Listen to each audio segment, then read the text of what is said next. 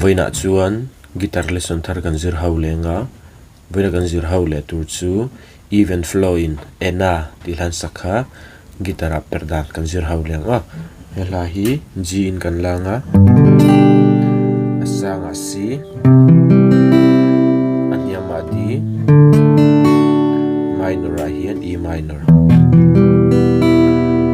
A minor B minor chuan a bridge a hian C minor kan hmang te langa chuan a bridge a ve khan F kan hmang tel zo bukang khang ki ho kan hmang a chuan hela hian strum dan chi ni kan nei dona chu a verse le a chorus a hian adang lam dona a verse a amuang la ya kha te kan strum ang a down down down down up ti khan down down down down up ti khan a verse kha ti ha kan strum ang a chord khata khami pattern ka ve khat zel kalanga down down down down up down down down up down down down down up down down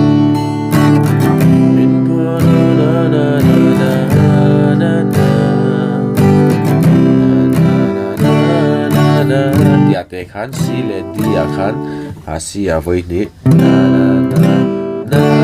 na na dia kan strum ngot ta khan angai na kal lenga data ta che ila o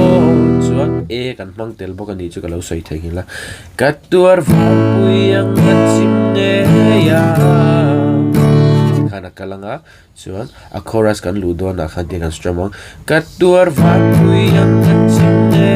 ya ano down down down down ya strum thla khan me yo a bit mil khan khami a chorus lu dona tlema borok ram siam ve do tur khan mo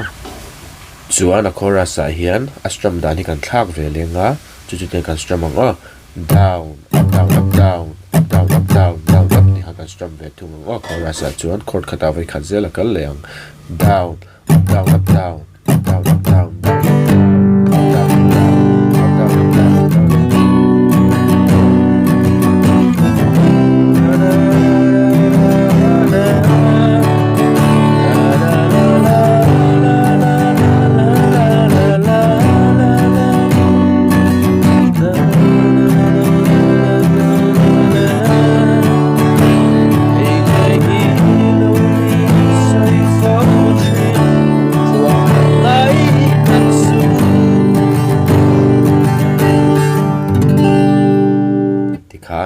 a chu kan strum ang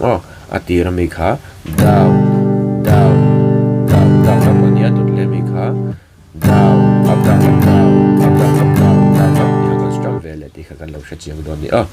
chuan ti khan a hlamilin karon play lenga uluk don lo ngai thle cheu don nia